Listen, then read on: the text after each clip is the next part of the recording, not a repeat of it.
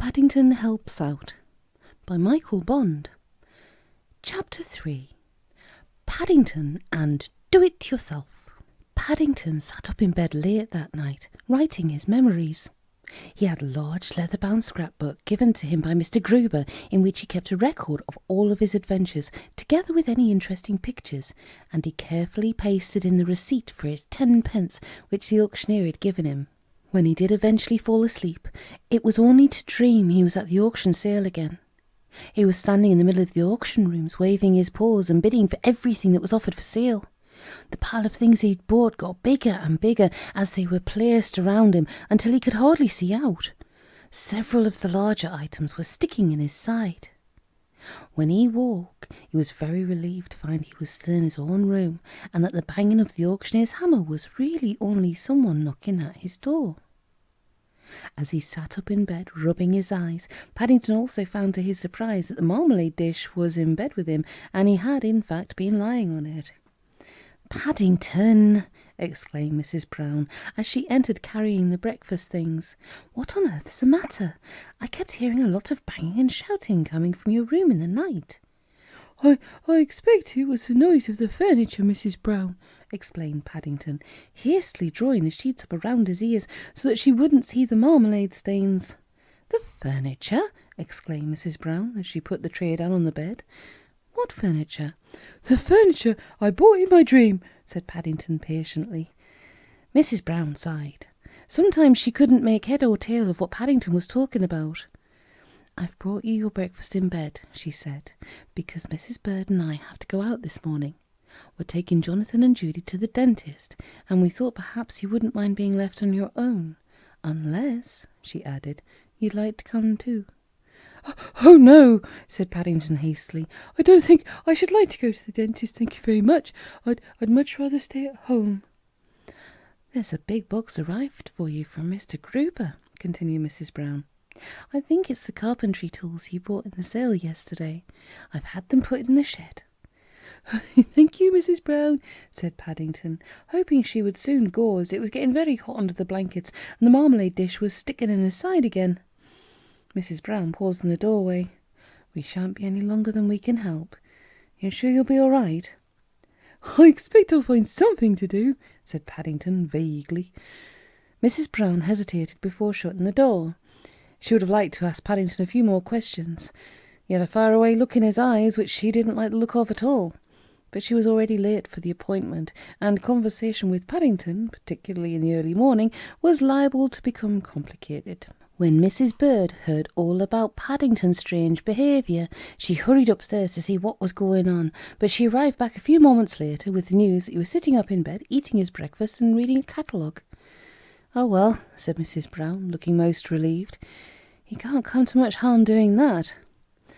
In recent weeks, Paddington had begun to collect catalogues, and whenever he saw an interesting one advertised in the papers, he usually sent away for it.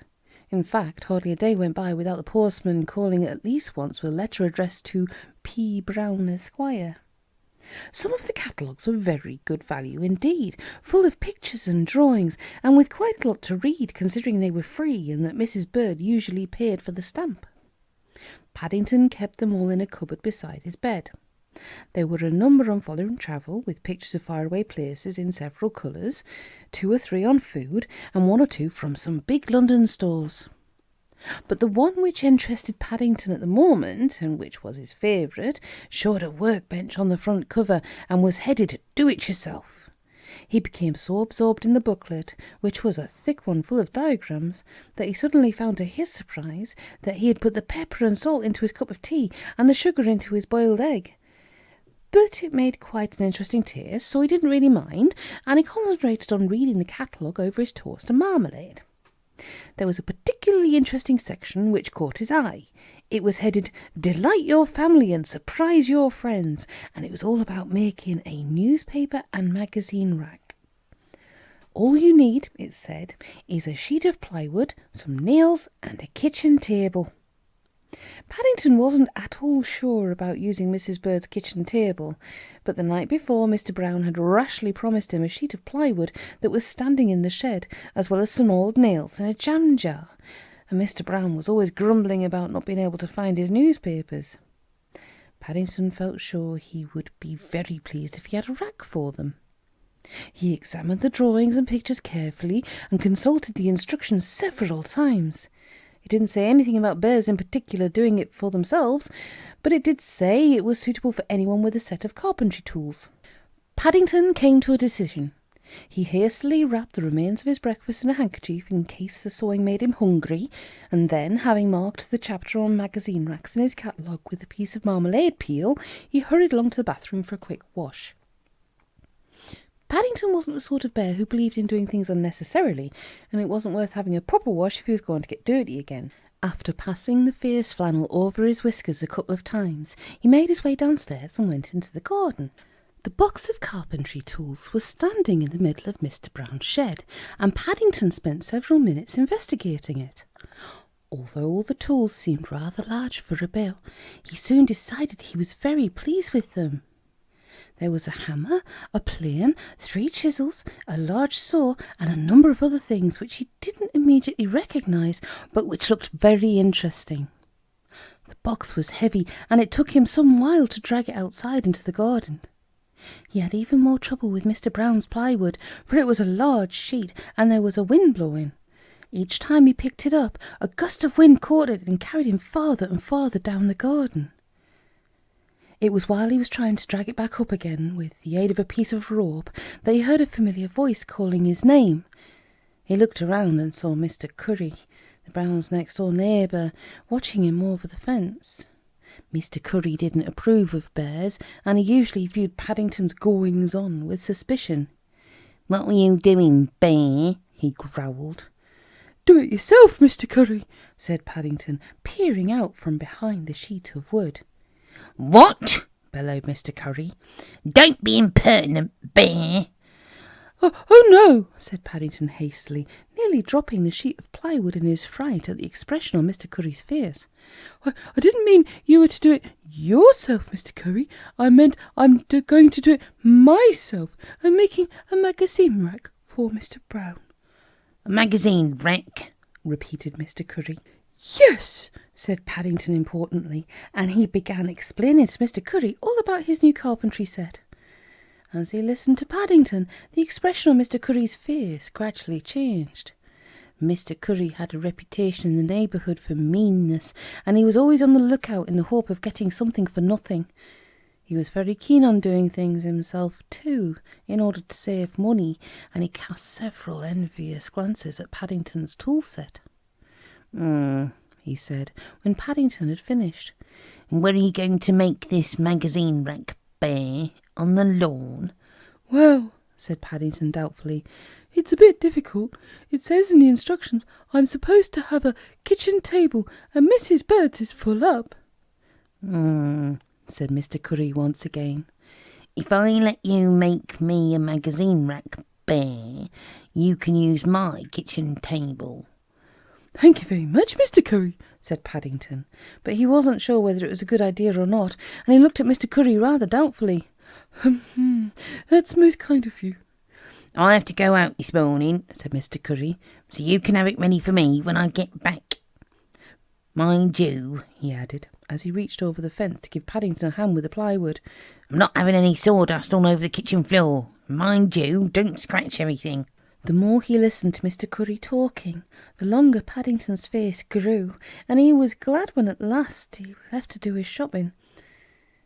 But as Paddington set to work, he soon forgot all about Mr. Curry's list of don'ts, for there were a number of important things to be done. First of all, he took a pencil and ruler and carefully marked out the shape of the magazine rack on the sheet of plywood. Then he placed this on top of the kitchen table, ready to be sawn in two. Paddington had never actually sawn anything before, but he'd often watched Mr. Brown cutting up logs for the fire. From a safe distance it always looked so easy, but Paddington soon found it wasn't easy at all. To start with, the plywood was bigger than the top of Mr. Curry's table. Being small, Paddington had to climb on top of it, and several times it nearly tipped over when he stood too near the edge.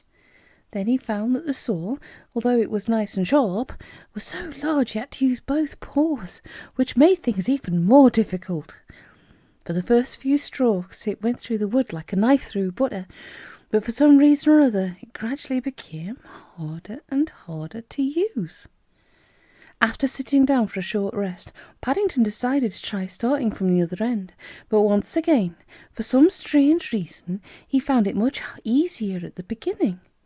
However, as he gave the last saw cut and scrambled clear, he was pleased to see the two saw cuts met in the middle, dividing the sheet of plywood neatly in half. And it was then, as he reached up to take the newly sawn pieces of plywood down, that Paddington had his first shock of the morning. There was a loud splintering noise, and he dodged back just in time to avoid being hit by Mr. Curry's table as it suddenly parted in the middle and fell with a crash to the floor.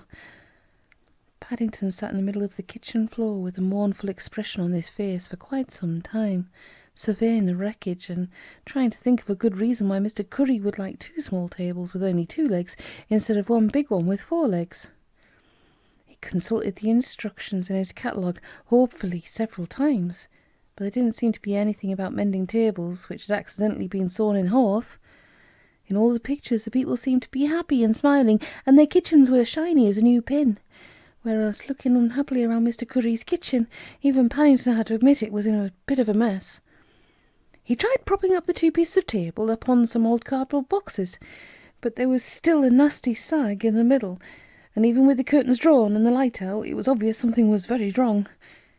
Paddington was a hopeful bear in many ways, and he suddenly remembered seeing a large tube of glue in his carpentry set.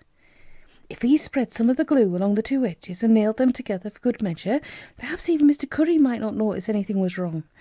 He worked hard for some minutes, and by the time he had finished, he felt quite pleased with himself. Admittedly, the table had a funny tilt to one side, and seemed a trifle wobbly, but it was definitely in one piece again. He spread some flour over the joint, and then stood back to admire his handiwork. Having carefully examined it from all angles, he decided he might be able to improve matters still further by sawing a piece off one of the legs. But when he'd done that, the table seemed to lean the opposite way, which meant he had to saw a piece off one of the other legs as well. And then when he had done that, he discovered the table was leaning the other way again. Paddington gave a deep sigh. Carpentry was much more difficult than it looked. He was sure the man in the catalogue didn't have so much trouble. It was after he had been at work for some time that he stood up and received his second shock of the morning. When he'd first started sawing the legs, Mr. Curry's table had been as tall as he was. Now he found he was looking down at it. In fact, he didn't remember ever having seen such a short table before, and his eyes nearly popped out with astonishment. He sat down on the pile of sawn-off table legs and consulted his catalogue once again. "Delight your family and surprise your friends," he said bitterly, to the world in general. He was quite sure Mr. Curry would be surprised when he saw his kitchen table, but as for anyone being delighted by their magazine racks, he hadn't even started to work on those yet. Mrs. Brown looked anxiously at the dining room clock. "I wonder where on earth Paddington can have got to," she said. "It's almost lunchtime, and it's most unlike him to be late for a meal." "Perhaps he's doing a job somewhere," said Jonathan. "I looked in the shed just now, and that new toolbox of his has disappeared." "And that sheet of plywood Daddy gave him," said Judy. "Oh dear," said Mrs. Brown. "I do hope he hasn't built himself in anywhere and can't get out. You know what he's like." "I don't know about Paddington building himself in," exclaimed Mrs. Bird as she entered carrying a tray load of plates. "I think Mr. Curry must be having his house pulled down. I've never heard so much noise. Banging and sawing coming from the kitchen. It's been going on ever since we got back, and it's only just this minute stopped." Jonathan and Judy exchanged glances. Now that Mrs. Bird mentioned it, there'd been a lot of noise coming from Mr. Curry's house. "I wonder," said Judy. Jonathan opened his mouth, but before he had time to say anything, the door burst open, and Paddington entered dragging something large and heavy behind him. "Well," said Mrs. Bird, voicing all their thoughts, "and what have you been up to?" "Huh? What have I been up to, Mrs. Bird?" exclaimed Paddington, looking most offended. "I've been making Mr. Brown a magazine rack."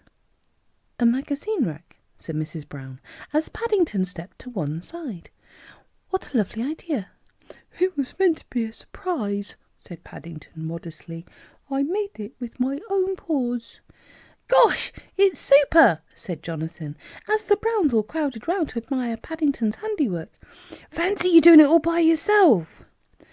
I should be careful, warned Paddington. I've only just varnished it, and it's still a bit sticky.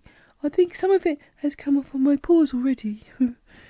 Most sensible, said Mrs. Bird approvingly. Mentioning no names, it's about time some people in this house had a place for their newspapers. Now perhaps they won't keep losing them. But you've made 2, said Judy. Whose is the other one? A guilty expression came over Paddington's face. It's really for Mr. Curry, he said, but I thought perhaps I'd better leave it on his doorstep after dark, just in case. Mrs. Bird looked at Paddington suspiciously. Her ears had caught the sound of violent banging coming from the house next door, and she had a nasty feeling in the back of her mind that it had something to do with Paddington. Just in case, she repeated. What do you mean? But before Paddington had time to explain exactly what he did mean, Mrs. Brown pointed to the window in astonishment. Good gracious, she cried. There's Mr. Curry. Whatever's the matter with him? He's running around the garden, waving a kitchen table in the air. She peered through the glass. And it doesn't seem to have any legs either. How very odd. Gosh, cried Jonathan excitedly. Now it's broken in 2. The Browns stared through the window at the strange sight of Mr. Curry dancing round his pond, waving the 2 halves of a table. Bah! He shouted. Where are you, Bah? Oh dear, said Paddington, as everyone turned away from the window and looked at him accusingly. I'm in trouble again. Well, if you ask me, said Mrs. Bird, after he had explained everything to them, the best thing you can do is offer Mr. Curry your carpentry set as a present. Then perhaps he'll forget all about his kitchen table. And if he doesn't, then just you tell him to come and see me. Mrs. Bird held very strong views about people who tried to take advantage of others, and she usually took Paddington's side in anything to do with Mr. Curry. Anyway, she concluded in a voice which left no room for argument, I'm certainly not having the lunch spoiled by Mr. Curry or anyone else, so just you all sit down while I fetch it. With that argument, the Browns had to agree, and they meekly arranged themselves round the table. Paddington in particular thought it was a very good idea. He was a bit fed up with carpentry. Sawing was hard work, especially for a small bear, and even more so when it was sawing through a kitchen table. Besides, he was hungry after his morning's work, and he didn't want to offend Mrs. Bird by not eating her lunch down to the very last mouthful.